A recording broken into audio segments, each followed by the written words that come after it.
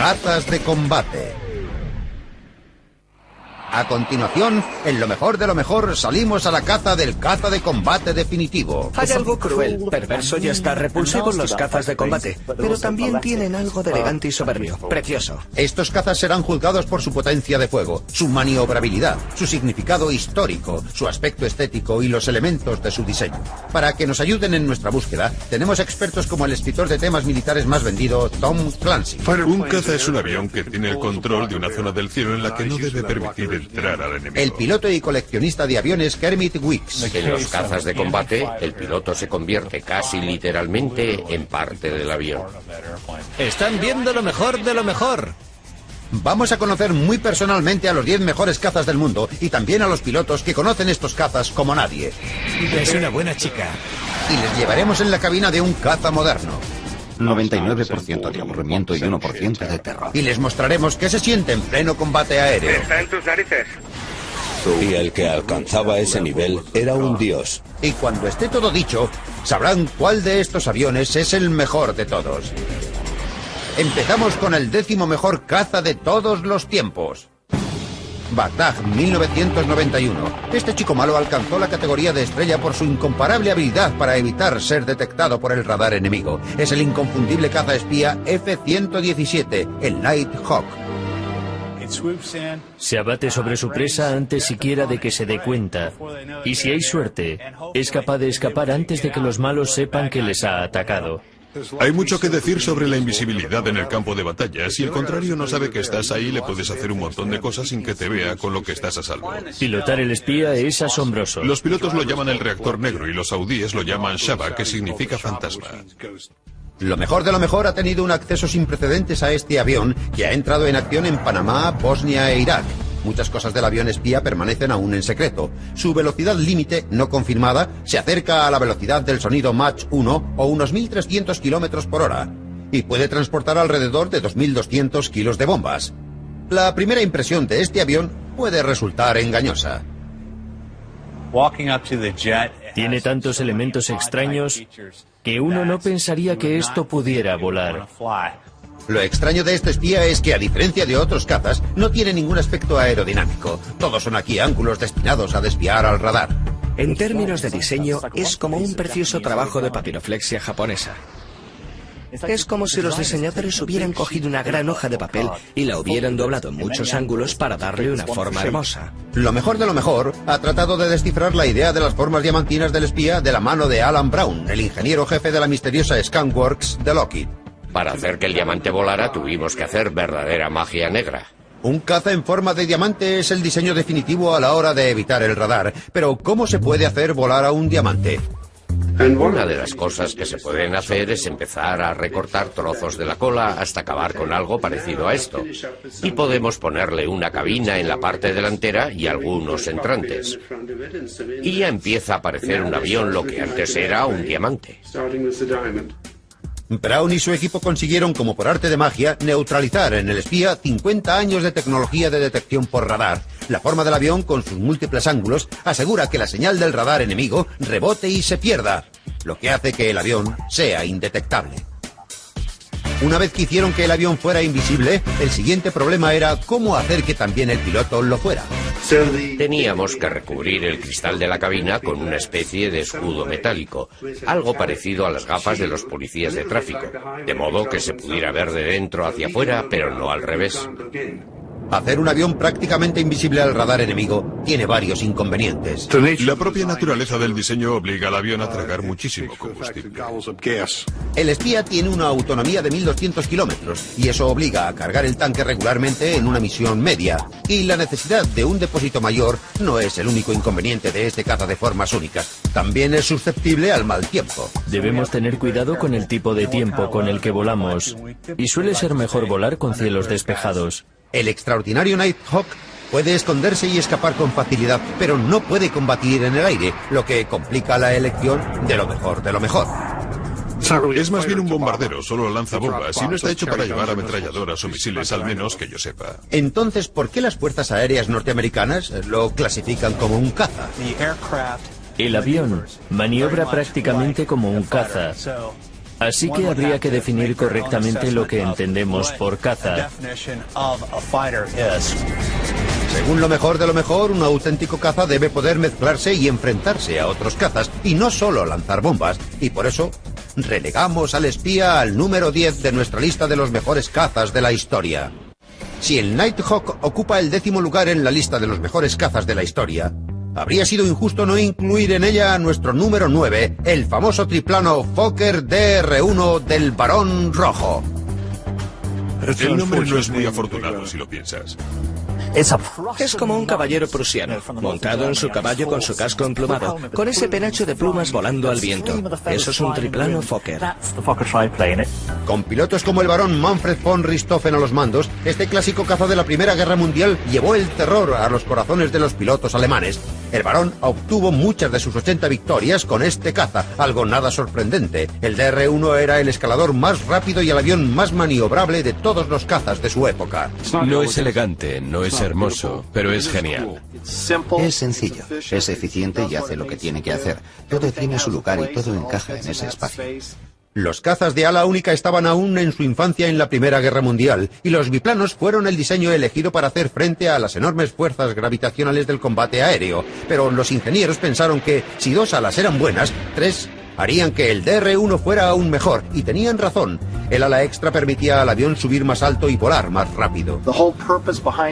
El propósito de las 3 alas en este avión era facilitar y potenciar la elevación a gran velocidad. El combate aéreo consistía entonces en subir lo más alto y más rápido posible por encima del enemigo y aprovechar la bajada para el ataque y volver a repetir el proceso.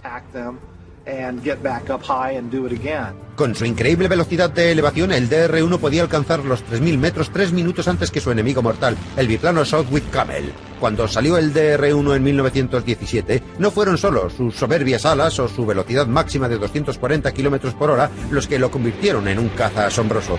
Tenía también unas ametralladoras que podían disparar a través del arco de la hélice, una innovación revolucionaria en la Primera Guerra Mundial. Fue el diseñador holandés del DR-1 Anthony Fokker quien descubrió el secreto para disparar a través de la hélice. Diseñó el interruptor, un sistema de sincronización que permitía a las balas de la ametralladora pasar entre las aspas de la hélice sin alcanzar. El interruptor es básicamente un dispositivo que desconecta el motor. Sencillamente lo interrumpe para que el arma no dispare cuando la hélice está delante. El DR-1 era una combinación mortal de armas y alas, pero no era perfecto. Tenía un diseño aerodinámicamente inestable que se empeñaba en no volar de manera recta y equilibrada. El piloto nunca podía soltar los controles. La primera vez que pilotas este avión piensas, Dios mío, algo no va bien. Tiende a balancearse mucho, de modo que si sueltas los controles no vuelven a una posición neutral, como se espera que haga la mayoría de los aviones. Este caza altamente impredecible podía morder a los incautos y exigía la alerta permanente de los pilotos más experimentados. Es un avión que hace rizos en el suelo. Y es que tiene el brazo del eje fuera de las alas, porque los pilotos normalmente al disponerse a aterrizar levantan el ala y lo sacan para evitar que las alas se partan. Es complicado y cada vez que lo hago no sé qué es lo que va a pasar. El característico Fokker DR-1 es el caza más reconocible de la Primera Guerra Mundial y quedará siempre ligado al Barón Rojo, el piloto más famoso de todos los tiempos. Pero este caza terriblemente inestable definitivamente no era el mejor amigo de los pilotos. Es por eso que la madre de todos los Fokkers se queda en el puesto número 9 de nuestra lista de los mejores cazas. En el número 8, un avión que hizo una aparición bastante espectacular y de infausta memoria el 7 de diciembre de 1941, el Mitsubishi Zero. Oleadas de aviones enemigos han bombardeado barcos y aviones norteamericanos de la flota del Pacífico en un ataque sorpresa de gran perfección táctica. Sin el Zero, Japón no se habría atrevido a realizar el ataque de Pearl Harbor. Fue la primera vez que los Estados Unidos vieron este caza de combate letal y les hizo mucho daño. El Zero podía superar en vuelo y en combate a cualquier caza aliado. El caza A6M0, que nosotros llamábamos SIC, fue el primer caza de evidente superioridad aérea en la medida en que podía volar grandes distancias, dominar un sector del aire y regresar a casa. El Zero, que operaba desde portaaviones, podía hacer distancias mucho más largas que cualquier otro caza, hasta 3.000 kilómetros sin repostar. La relación peso-potencia era muy buena, era muy manejable y tenía un diseño muy elegante, además de una aerodinámica excelente y una estabilidad formidable. No es extraño que este caza fuera ágil y rápido. El Zero pesaba 1.800 kilos, es decir, 900 kilos menos que el Warhawk P-40. Los aviones norteamericanos eran tecnológicamente más sofisticados, potentes y estaban mejor armados. Los pilotos tan capaces e inteligentes como aquellos, pero este caza japonés, a pesar de sus limitaciones, podía revolverse y pillar por la cola a los estadounidenses. El Zero tenía una asombrosa velocidad de elevación, 1.400 metros por minuto, casi el doble que la de sus competidores. En un combate cara a cara se creaba una atmósfera realmente dura. El avión fue un enigma hasta que los Estados Unidos tuvieron un golpe de suerte. Un Zero intacto y en condiciones de volar fue capturado en Alaska en 1942. Pusieron a sus pilotos de pruebas a trabajar para sacar todo lo que pudieran de aquel avión. Las abundantes pruebas revelaron los secretos del Zero. La ligera construcción del caza no podía soportar velocidades superiores a 650 kilómetros por hora porque el avión podría partirse. Cuando descubrimos lo que podía hacer y lo que no, los pudimos superar. Superaba a los norteamericanos en la elevación, pero no en la caída en picado, porque era demasiado ligero. La estrategia estadounidense fue muy simple. Sus cazas eran más rápidos, así que debían evitar el combate abierto y utilizar tácticas de golpear y escapar. Se mantenían a gran altitud, bajaban en picado, golpeaban a los ceros y salían de allí. Las pruebas norteamericanas también descubrieron otro problema técnico en el blindaje del Zero, que no tenía ninguno. La habilidad aérea del avión se conseguía a expensas de la protección del piloto. Para comprobar la debilidad del Zero, este programa ha aplicado una severa potencia de fuego con objeto de probar el nivel de protección de su piloto. Como Ben detiene la bala, se podría introducir fragmentación en el aparato, lo que causaría fragmentación secundaria en el piloto, pero sí que brinda protección, pues es muy pesado. Los pilotos del Zero no tenían protección alguna. Esta delgada plancha de aluminio era lo único que separaba al piloto de la eternidad. Las 4 balas disparadas atraviesan el metal, como puede verse, y alcanzarían fácilmente el cuerpo del piloto. Pero los pilotos del Zero nunca vacilaron ante la falta de protección. Incluso hacia el final de la guerra, los pilotos del Zero seguían sin querer un blindaje mayor ni nada que añadiera peso innecesario al avión. Su filosofía era morir o matar. Hacia el final de la guerra, los Zeros se convirtieron en bombas volantes. Ya no era necesario aterrizar de manera segura. Y acabaron convirtiéndose en trampas mortales. Muchos de ellos terminaron como kamikazes, lo cual no es un uso demasiado adecuado para un avión. El haber acabado la guerra como bombardero suicida y el no brindar la protección necesaria a sus pilotos ha dejado a este ninja volador en el puesto número 8 de nuestra lista de los mejores cazas de la historia. En el número 7 de nuestra lista, un caza con doble personalidad. Se eleva como un helicóptero y vuela como un caza, el Harrier Jump Jet. Es un aparato tremendo. Un caza de combate tradicional necesita 3.000 metros. Este puede aterrizar en cualquier sitio, y eso le convierte en uno de los mejores del mundo. Uno de los aviones más ruidosos que he visto nunca. Es un buen aparato, y las Reales Fuerzas Aéreas Británicas y el Cuerpo de Marines de Estados Unidos hicieron un buen uso de él. El Harrier apareció en la década de 1960 y ha continuado en servicio desde entonces hasta la última guerra del Golfo. Se presentó ante los ojos del mundo la primera vez que entró en combate en la Guerra de las Malvinas, en 1982. El Harrier de la Marina Británica abatió a más de 24 aviones argentinos sin haber perdido un solo avión. Lo mejor de lo mejor, ha reunido al comandante de la RAF, Tony Harper, con el auténtico GR-3 que pilotó en combate. Tiene el mismo aspecto que el último día que lo piloté en las Malvinas. Aún tiene pintura desconchada en los mismos sitios. Es agradable volver a verlo. La misión más memorable de Tony fue el salvamento de unos paracaidistas británicos.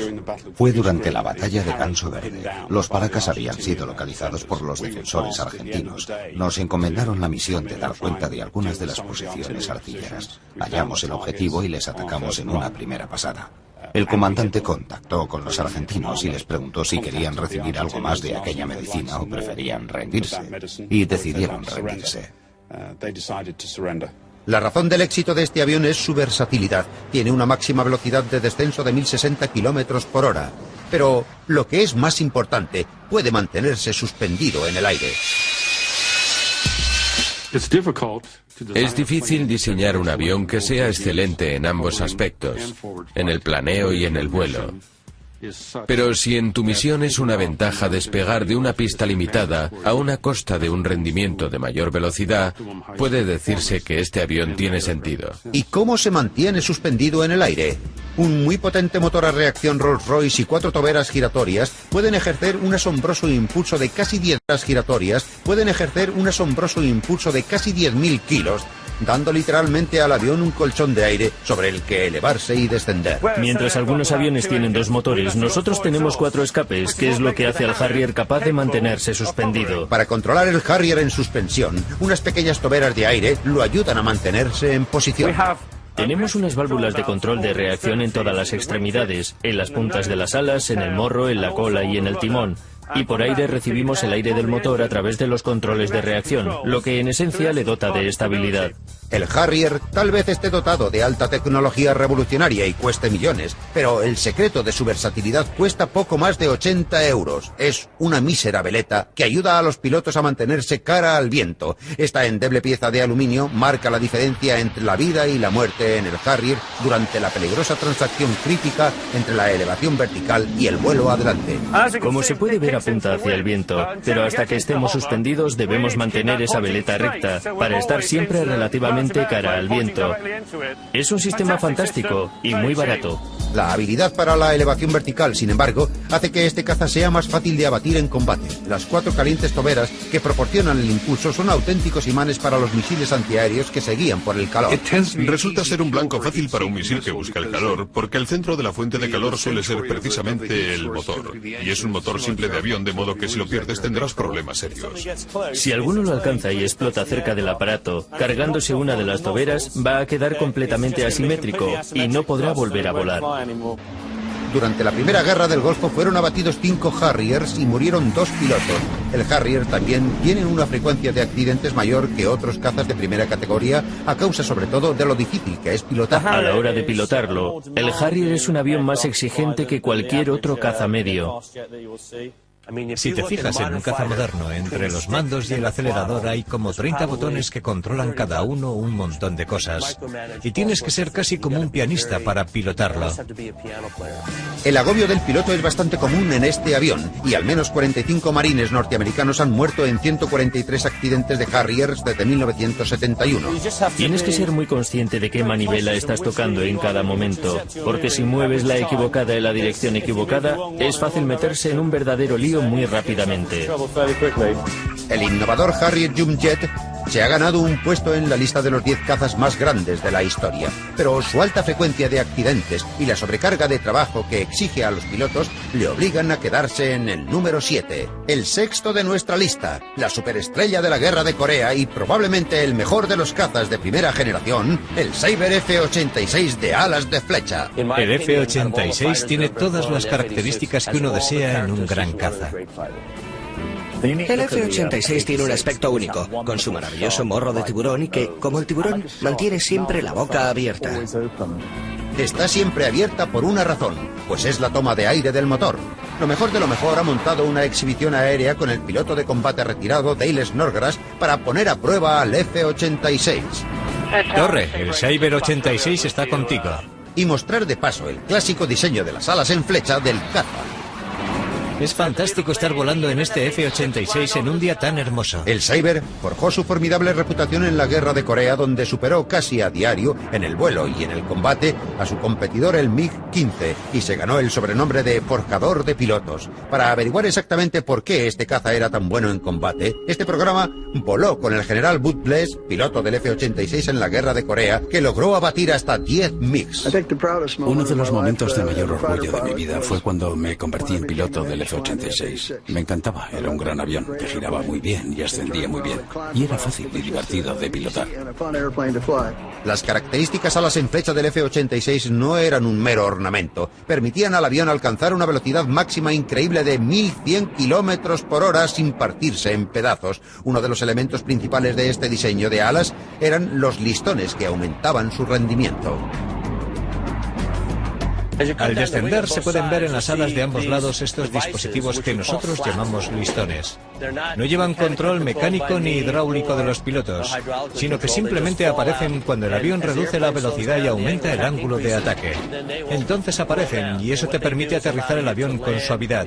Es algo muy ventajoso en el combate aéreo, pues aumenta el área de las alas y facilita el giro del aparato. Con su elegante y veloz diseño, hay quien ha asegurado que este aparato pudo haber roto la barrera del sonido antes que el legendario Chuck Yeager. Corre el rumor de que un F-86 fue el primer avión que alcanzó una velocidad supersónica en una bajada en picado antes de Chuck Yeager. El F-86 podía superar la velocidad del sonido y bajaba en picado con una gran potencia. Nos solían invitar a exhibiciones aéreas y hacíamos lo que llamábamos salidas explosivas en grupo, en las que ascendíamos hasta los 11 o 12.000 metros de altura y bajábamos en picado para que la gente comprobara cómo superábamos la barrera del sonido. Le gustaba a todo el mundo. Las alas en forma de flecha le daban maniobrabilidad, pero era su potencia de fuego la que le proporcionaba la verdadera ventaja en el aire. El Cyber estaba armado con 6 ametralladoras y podía también transportar 8 misiles de 12 centímetros a bordo de 900 kilos. Las ametralladoras estaban localizadas aquí y la munición iba aquí abajo, que es donde ahora suelo llevar mis bolsas cuando vamos a las exhibiciones aéreas. Dale Snodgrass usa el compartimento de las ametralladoras como portaequipajes, pero Bud Bless solía usar las armas del F-86 para matar al enemigo. Cuando entras en combate, creo que uno de los momentos más excitantes que puedes tener en toda tu vida es cuando, estando ahí arriba, localizas un avión enemigo y empiezas a girar un poco hacia él. Y de repente ves que su ala cae y que él también gira hacia ti. En ese momento es evidente que uno de los dos no va a regresar a su casa. ¿Por qué se encuentra el F-86 en el puesto número 6 de nuestra lista de los mejores cazas? Responde como debe y es maniobrable y fiable, y fue una gran plataforma desde la que matar enemigos. Debe estar entre los 10 mejores. El momento de gloria del Cyber fue la Guerra de Corea, pero como caza de combate de primera generación, fue pronto superado por diseños más modernos y retirado del servicio en primera línea para mediados de la década de 1950. A continuación, en el 5º puesto, la némesis de los aliados y el orgullo de la Fuerza Aérea Alemana en la Segunda Guerra Mundial, el Messerschmitt Me-109. Era como un caballo de carreras. En el aire, después de haber despegado, era muy fácil de pilotar. Era un aparato extremadamente bueno. Era una buena base desde la que disparar. Rendía muy bien, giraba bien y ascendía muy bien. El 109 combatió en todos los frentes, de la batalla de Inglaterra al frente ruso y del norte de África a Noruega. En cuanto veías la esvástica en ese avión, muy especialmente en el 109, pensabas, vienen a por nosotros. Aquí vienen Hitler y los chicos de la Luftwaffe. Si el Spitfire era una solución muy elegante para matarte, el Messerschmitt era una solución más directa para hacer lo mismo. Parecía que deseaba matarte. Y matar es lo que el 109 hizo, y mucho, lo mejor de lo mejor, ha reunido al piloto 3 veces condecorado Oscar Bosch y a su Me-109. Se formó en estos cazas y salió a derribar a su buena ración de aviones aliados. Poner al enemigo en su objetivo se convirtió en su segunda naturaleza. La velocidad máxima de 560 km por hora del 109 se acercaba a la del Spitfire, pero para muchos pilotos aliados, tener un 109 en su cola podía suponer una muerte segura. El 109 tenía todos nuestros respetos. Igualmente, cualquier cosa que llevara cruces negras tenía todo nuestro respeto. Y este, desde luego, era un buen avión. Además de sus formidables ametralladoras, el 109 también tenía un cañón letal. Estaba construido literalmente dentro del motor y disparaba a través del centro de la hélice. Tiene mayor alcance y hace muchísimo más daño. Naturalmente, es un arma más pesada y también la munición lo es. Durante la Segunda Guerra Mundial se hicieron más Me-109 que cualquier otro caza. La fórmula ganadora y clave del asombroso éxito de este avión y de su diseñador Willy Messerschmitt fue construir el avión más pequeño posible, poniéndole delante el más potente motor posible. Se construyó en secciones, se diseñó para sacar el motor rápidamente cuando tuviera algún problema e instalar otro inmediatamente. Pero tenía un punto débil mortal, pues tenía el sucio hábito de estrellarse en el despegue y el aterrizaje. Los diseñadores suelen optimizar los aviones para soportar altas velocidades y una gran maniobrabilidad, pero claro, también tiene que aterrizar. Como se puede ver, el tren de aterrizaje es bastante escaso. No lo puedes controlar demasiado durante el despegue y el aterrizaje. Tienes que ser muy buen piloto y conocer bien todo lo que implica. Casi un tercio de los 33.109 que se construyeron fueron destruidos en accidentes de despegue o aterrizaje. Y no es extraño que hoy en día solo 1 o 2 de ellos sigan volando. El ME-109 se queda en el puesto número 5 de nuestra lista de los mejores cazas porque se perdieron más en accidentes de despegue y aterrizaje que en el propio combate. Si Darwin tuviera un caza favorito, sería el número 4 de nuestra lista, el revolucionario y evolucionario F-18 Super Hornet. El F-18 es uno de los aviones más letales que hay, y me encanta pilotarlo. Con él sé que si me enzarzo en un combate con un avión enemigo, él es el que va a morir. He pilotado el F-18 o el CF-18, que es el F-18 canadiense, del 96 al 99, y yo diría que esos fueron los 3 mejores años de mi carrera. El F-18 es un aparato muy versátil. Puede lanzar bombas para matar gente o disparar a otros aviones para hacerlo. El F-18 es probablemente el más importante caza convencional de nuestros días. Lo mejor de lo mejor ha entrado en estrecho contacto con el último escuadrón de Super Hornets de la Marina norteamericana, los Red Cox, y con el comandante Nick Monjillo, nuestro piloto de F-18 y guía personal. Mentiría si dijera que no es divertido pilotar un avión que puede alcanzar velocidades supersónicas y hacer rizos y entrar en combate aéreo y lanzar bombas por ahí. Es muy divertido. Algunos aviones son rápidos, este caza es como una bala. Sus 2 motores a reacción le permiten alcanzar una velocidad máxima de Mach 1.8, es decir, más de 1900 kilómetros por hora. La capacidad de alcanzar casi 2 veces la velocidad del sonido es fantástica, y me encanta por eso. El F-18 es un caza de altísimo rendimiento. Puede enfrentarse cara a cara en combate aéreo y lanzar bombas al enemigo en la misma misión. Se convierte en un abrir y cerrar de ojos de caza de combate en bombardero de precisión, lo cual no es poca cosa. El F-18 ha estado en combate durante 25 años. Dotado de un cañón de 20 milímetros, bombas y misiles, el Hornet se ha puesto a prueba durante la Guerra del Golfo, Afganistán y Bosnia. Durante la Operación Tormenta del Desierto, los Hornet lanzaron alrededor de 5.000 ataques contra los iraquíes y solo perdieron 2 aviones bajo el fuego enemigo. Puedo llegar al objetivo llevando un buen montón de armas aire-tierra, lanzarlas y salir de allí bajo el fuego enemigo. En la primera guerra del Golfo, Mongo probó con creces todo lo que dice, enfrentándose en combate con los MiGs iraquíes. Fuimos sorprendidos por un par de MiG-21 iraquíes. Y rápidamente, pulsando un botón, cambiamos del modo aire-tierra al modo aire-aire cuando detectamos los MiGs en nuestras narices a unos 14 kilómetros.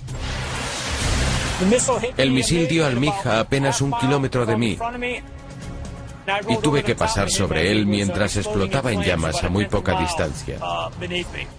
Desde el momento en que alertaron hasta el que abatimos a los MiGs pasarían unos 45 segundos. Los 2 F-18 continuaron con su misión destruyendo sus objetivos y regresando sanos y salvos a la base. Y aunque cueste creerlo, pilotos como Mongo son aún más letales hoy en sus nuevos F-18E Super Hornet.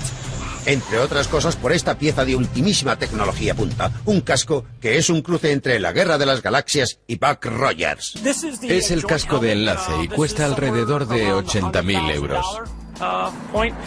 Esto sí que es un arma mortal, pues el piloto está mirando literalmente a dónde apunta las armas. Puedo ir en mi avión volando en esa dirección y solo tengo que mirar a la izquierda, enfocar mis sensores de identificación de calor y con eso podría matarte. Pero todos estos juguetes de alta tecnología pueden resultar muy complicados de manejar. Los pilotos hablan de fuego en el casco cuando el cerebro humano no alcanza a procesar tanta información. El problema es cuando hay que realizar muchas tareas, cuando estás operando el radar y controlando varios aparatos y sistemas a la vez, nada fáciles de manejar. De modo que a veces estás saturado de trabajo, puedes acabar con fuego en el casco y perder un poco el control. El Hornet es un aparato multitarea, opera desde tierra, pero su hábitat natural es el portaaviones donde no hay mucho espacio en cubierta. El avión puede incluso plegar los extremos de sus alas para dejar más espacio a los demás aviones. Salir del portaaviones significa fijar el avión a una catapulta que es esencialmente el tirachinas más potente del mundo y lanza a los cielos este aparato de 10.000 kilos. No es una experiencia manual para los pilotos del F-18, pues el lanzamiento está completamente controlado por el ordenador de vuelo. Durante el lanzamiento en catapulta de los F-18, el piloto no tiene sus manos sobre los mandos. Los pilotos deben colocar la mano derecha sobre el techo de la cabina cuando se produce el lanzamiento. El avión despega prácticamente solo con una elevación de 10 grados. Una vez que las ruedas del avión se despegan del suelo, el piloto puede retirar sus manos del techo y colocarlas sobre los mandos para continuar el vuelo. Así que al piloto solo se le permite tocar los mandos una vez que el avión esté realmente volando. Y si piensan que eso es difícil, intenten hacer aterrizar un avión de millones de euros en un portaaviones del tamaño de un sello en la mitad del océano. Los aterrizajes de día son algo para lo que los aviadores navales pueden ofrecerse voluntarios siempre que haga falta, pero de noche nada es rutinario. Aterrizar en un portaaviones en una noche de mal tiempo es lo más difícil que puede hacer un piloto. En los últimos 40 segundos, más difícil que puede hacer un piloto. En los últimos 40 segundos de la aproximación puedes hacer probablemente de 50 a 100 pequeños cambios en el motor para controlar exactamente la velocidad del aire y el nivel de inclinación. El objetivo es atrapar el cable de acero de la cubierta con el gancho de la cola del F-18 para evitar que el caza acabe cayendo por la borda. Cuando el gancho sobrepasa el final de la popa del barco, estás más o menos a 15 centímetros de altura a una velocidad de 135 nudos o a unos 95 kilómetros por hora. Y a uno le tiemblan las rodillas cuando se acerca a tierra. Es algo bastante intenso, mucho. Pero el muy impresionante y potentísimo Hornet controlado por ordenador se ha quedado solo en el puesto número 4 de nuestra lista de los mejores cazas. ¿Por qué? Porque el piloto se pasa tanto tiempo lidiando con el ordenador de vuelo y los sistemas de armas como haciendo trabajo de pilotaje propiamente dicho. En el número 3 de nuestra lista se encuentra el equivalente al Kalashnikov de los cazas soviéticos, el MiG-21. El MiG-21 es un auténtico misil, muy capaz de golpear y salir huyendo. Me entrenaron durante muchos años para hacer frente a esa amenaza. Para los pilotos rumanos, llevar un MiG-21 era lo más de lo más, la élite de los aviones. El que alcanzaba ese nivel era un dios. Yo sigo soñando que piloto ese MiG-21. Y sí, me encanta ese avión. Este caza de la Guerra Fría apareció a mediados de la década de 1950. El avión, que recibió el nombre de su diseñador Mikoyan, es hoy en día el caza que más se fabrica en el mundo. Y hay una asombrosa cantidad de 10.000 aparatos sirviendo en alrededor de 40 países. Durante la Guerra Fría y la de Vietnam, el MiG-21, cuyo nombre en clave para la OTAN era Fishbear, era el avión al que había que temer. Sí, creo que el MiG-21 era un avión de aspecto muy letal. Gozaba de unas líneas fantásticas y de un gran rendimiento. Y manejado por un piloto adecuado, era un adversario muy peligroso. Lo mejor de lo mejor ha contactado con un peligroso adversario de la Guerra Fría, el piloto rumano Eugen Maxim, para conocer por dentro a este caza. Era como una bala. Todo lo hacía a gran velocidad. Y además, era muy suave. Lo mejor era volar sobre las nubes. Y cuando inclinabas el ala a un lado y hacia el interior, realmente era genial. ¿Pero qué hacía que este avión fuera tan fantástico para los pilotos y tan especial para sus enemigos? Tiene un motor enorme y potentísimo, y eso siempre es atractivo. De hecho, va sentado sobre un misil.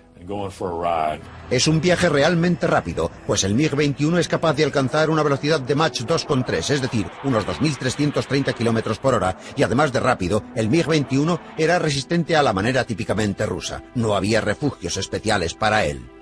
No teníamos hangares para cada avión como en los Estados Unidos o en los países occidentales. Dejábamos los aviones al aire libre, de modo que teníamos que despegar con 10 centímetros de hielo. Según los estándares norteamericanos, tenía una construcción muy burda y las piezas no encajaban correctamente. Los rusos tenían problemas serios con el control de calidad, algo que pasaba en general con todas las armas soviéticas. El MiG-21 se diseñó para golpear al enemigo y salir corriendo. Sus pequeñas alas no estaban hechas para el combate aéreo. Tiene un gran rendimiento de velocidad, pero en el combate consume su energía rápidamente.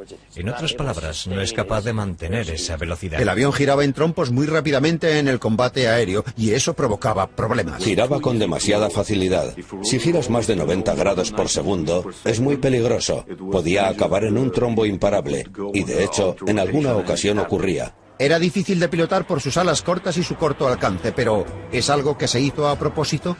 Siempre me he preguntado si los rusos no ponían alas cortas a sus aviones para evitar la deserción de sus pilotos, y no lo digo en broma, pues todos los aviones rusos que conozco tienen las alas cortas.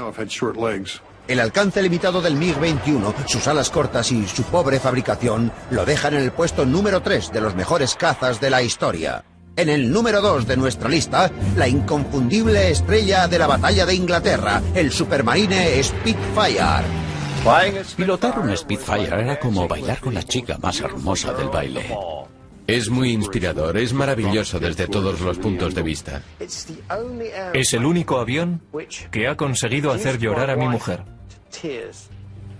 Una combinación perfecta de forma y función. Responde fantásticamente. En cuanto te montas ahí, te sientes parte del avión. Es pura belleza, puro ballet en el aire. Una asociación de corazón, tierra, suelo y cielo. Y machacó a la Luftwaffe en una época en que Gran Bretaña estaba sola. Y eso ya es algo. Siendo un campeón del combate aéreo, el Spitfire contribuyó a cambiar las tornas de la batalla de Inglaterra en 1940. Armado con 8 ametralladoras, venció a los cazas y bombarderos de la Luftwaffe en los cielos. La supremacía aérea del Spitfire se asentaba en sus alas. Estas alas elípticas u ovales hacían que este caza fuera perfectamente reconocible desde abajo y absolutamente letal desde arriba. ¿Y cuál es la razón del hermoso diseño de sus alas? El espacio necesario para las armas. La idea era llevar más armas en las alas, lo que exigía un mayor espacio. Y la forma más sencilla de conseguirlo y lograr al mismo tiempo un ala altamente eficiente era anchar el ala por el centro dándole su forma elíptica. Otro beneficio era que resultaba un ala muy eficiente que aumentaba el impulso, lo que permitía a este caza girar en un santiamén. Su característica ala también lo hacía claramente reconocible por el enemigo. El Spitfire era un avión precioso. Pero, por supuesto, la mera belleza no vale demasiado en el aire en una situación de combate. La cuestión es que él es tu enemigo y está intentando abatirte. El piloto canadiense de Spitfire, Lloyd Berryman, recibió la distinción de la Cruz del Aire por haber abatido a los cazas alemanes. Este programa lo ha vuelto a poner en el asiento del piloto. Regresar hoy a la cabina de este Spitfire es como volver a mi casa de hace 62 años, cuando me encontraba en este puesto. Es una sensación maravillosa estar en este avión. Para muchos de nosotros era como entrar en el umbral de nuestra casa, pues tratábamos a este avión con mucho respeto y esperábamos mucho de él y de su rendimiento.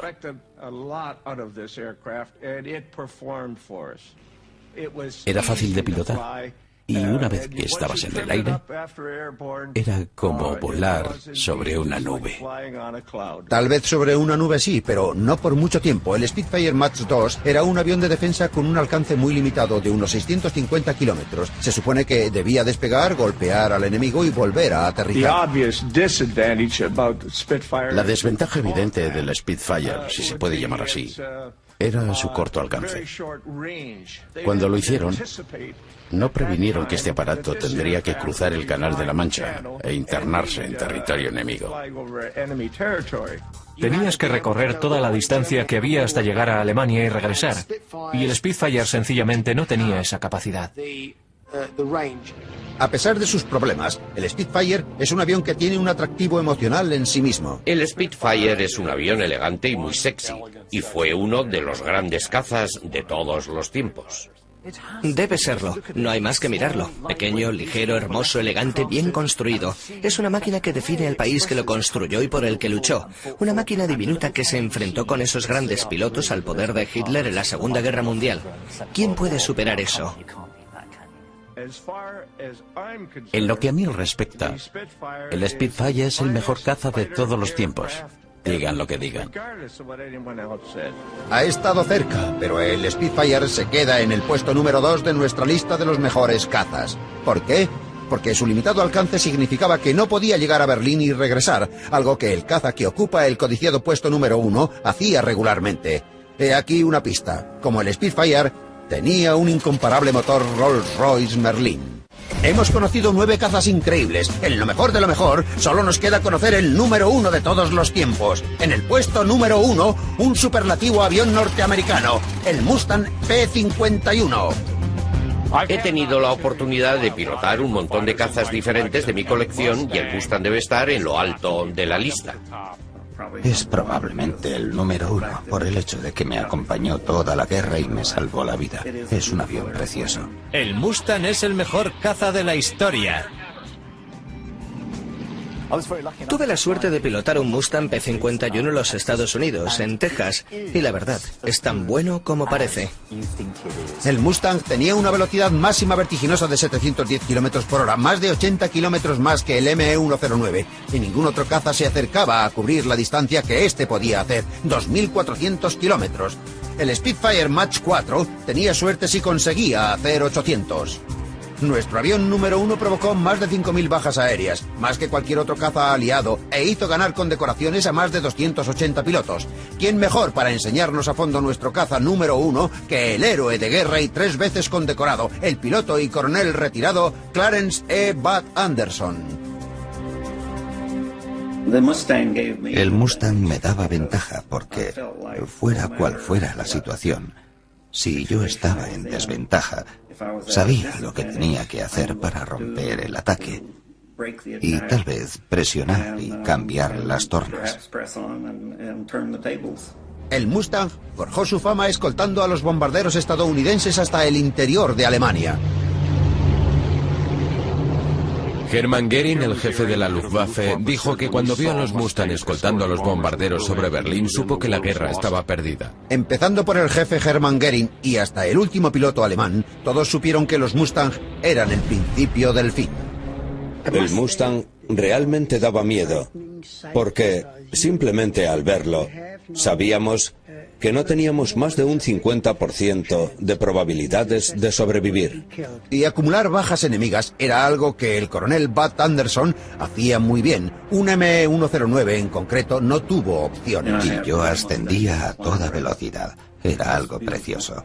Cuando me puse en su cola vi un pequeño rastro junto a su ala, di un pequeño golpe de timón y entonces le di de lleno en mitad del avión. Pude ver perfectamente las ruedas, así como los remaches, pues lo tenía muy cerca.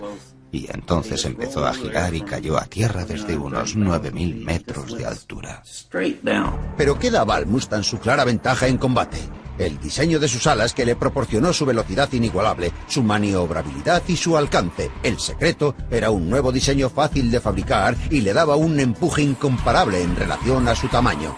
El Mustang era conceptualmente un Spitfire altamente mejorado. Tenía mucho mayor alcance que el Spitfire, conservando el resto de sus buenas características. Pero fue una combinación de suerte e ingenio angloamericano lo que convirtió al Mustang en el mejor caza de la historia. Inicialmente el avión venía con un motor corriente, pero a alguien se le ocurrió incorporar el motor del Spitfire, y eso es lo que lo convirtió en un gran avión. Físicamente representaba la gran alianza entre los Estados Unidos y Gran Bretaña. Fue una idea preciosa que este avión contribuyera a que los dos lados del Atlántico se dieran la mano o las alas. Lo mejor de lo mejor, no podía dejar pasar la ocasión de probar un Mustang Merlin y salir a volar con Ed Shipley, uno de los pilotos en activo actualmente de mayor experiencia. Damos paseos a diario en este Mustang y a la gente le decimos que montarse en uno de estos aparatos es como sacar a pasear a un monumento nacional. Hay tanta historia en él que es casi increíble. Te provoca un escalofrío cada vez que te subes. ¿Y hasta qué punto era fiable el Mustang? Llevé a cabo 116 misiones, lo que vienen a ser 480 horas y 20 minutos de vuelos de combate y nunca tuve un problema. Nunca tuve que volver por ninguna razón, ni mecánica, ni atmosférica, ni ninguna otra. El increíble éxito del Mustang en la Segunda Guerra Mundial es la razón por la que aún en el siglo XXI sigue siendo un avión muy codiciado. La cuestión es que el Mustang es el único avión que todos los pilotos de caza quieren probar aún hoy en día.